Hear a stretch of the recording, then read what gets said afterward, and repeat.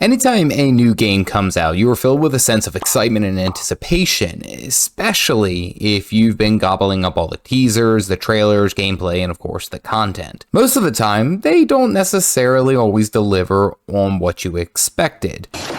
But when they do, good gracious, they do it right. Warhaven is what doing it right looks like. Now, I've had my eye on Warhaven for some time now, and I finally got to play it in early access, a few days before the official release. And let me say, I had to remember to come up for air every now and then. I have been so engrossed into this game. So let's go over the first impressions of Warhaven. So Warhaven is a medieval style PvP game that almost has an Overwatch 2 / Call of Duty type vibe to it. You have your list of champions called soldiers here, and you can pick and choose from them as in gameplay. The major feature, of course, being is that each soldier has a unique playstyle, a different weapon that they utilize, and bring something a little bit different to the table, such as heavy hitting swings, parries, multiple jabs, even a shield charge. Unlike Overwatch 2, however, you can't really switch mid-match. Once you're locked into that soldier that you choose, you essentially play the entire match as that soldier. Now, once per match, you can become an Immortal, a character of immense power to devastate, blast, and decimate enemies fairly easily. Honestly, you could nearly one-shot just about everyone. Now, this comes from your standard Battle Maiden sword and shield lady, your ranged mage, edgy support, and rampant horseback assassin. Now, don't be fooled though, you can die very quickly even if you are an Immortal. But an Immortal, when played right, absolutely smashes most soldier classes and can easily turn the tide of any single fight. The matches in this game are your standard style like Dominion, Deathmatch, Payload, Capture the Point, what have you, and there's a handful of other ones. But what's unique to each of these matches is that they have side nodes, which these side nodes tend to play some type of incredible importance, like specifically a cannon side node that once captured allows you to shoot a massive cannon that can almost kill everyone one shot if they aren't paying attention. Or you can have the foothold side node, which allows your team members to respawn much closer to the center of the fight. And it's also fairly easy to capture these, as it takes very little time. They even have ballistas, which are pinpoint high damage strikes that can fire up to 3 in one little recharge. Now, I have also been trying to figure out, sometimes it doesn't even seem like it's working, other times I'm crushing it, so I'm kind of in the middle here. They even have flingers, which can literally throw your character up high, say for example to contest a cannon node, or to contest other specific points on the map. But honestly, this part is just extremely well done. The combat in this game is more than just your For Honor, rock, paper, scissors style of play. You have your attacks that block, you have your special skills, and you even have a dodge to make sure that you are keeping your distance. What's the most interesting part about the combat is flanking and striking from behind. Timing your attacks to hit an enemy from behind will cause critical damage and crumble most enemies. Despite the bigger boys, even here being the Warhammer and the Guardian, you can still take them down fairly easily if they are being careless, which adds a bit of tactic support to the game, and that just makes it seem like there's a lot more different layers that go into the combat rather than just go and spam your basic attack.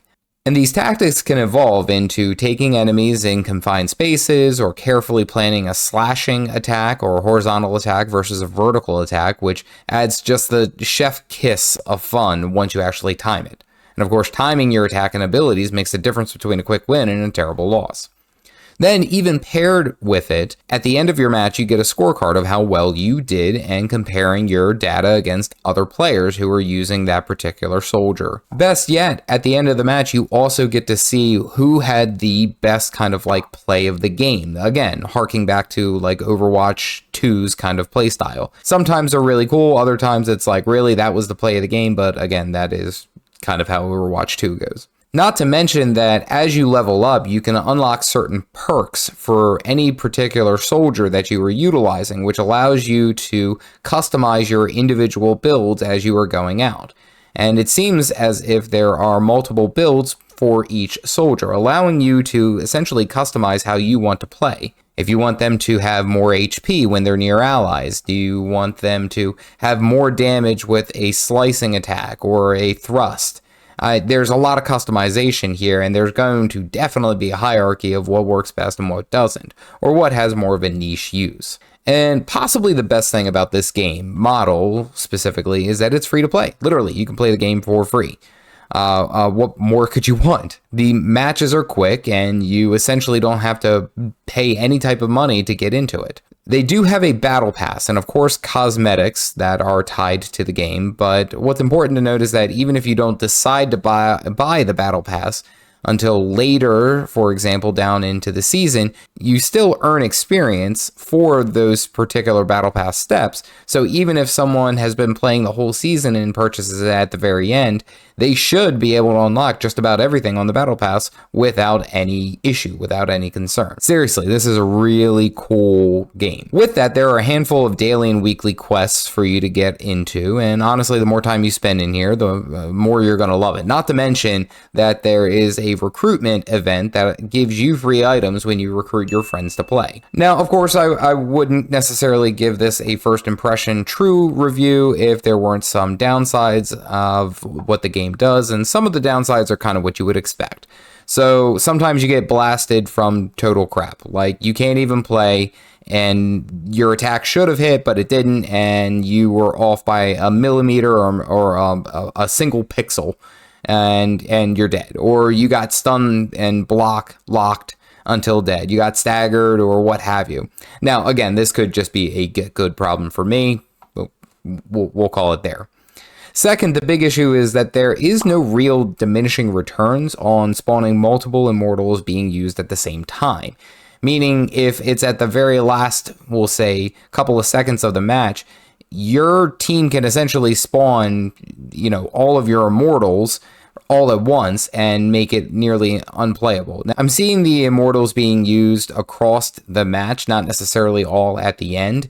However, there's sometimes where there's 2 or 3 immortals going on at the same time, and it's just you can't do anything about it. You just get blasted because the immortals are just incredibly strong, especially popping Hoet and blocking having barriers and blocking everything. It's annoying. Overall, my impressions for this game were great. This game does a lot of things right and really, really well, especially for a game that's just being released. And of course, there are some early nuances of what you would expect. So sometimes you're only getting death matches when you're just randomly queuing or not being able to attack and being spammed, blocked into oblivion. That's one that bothers me.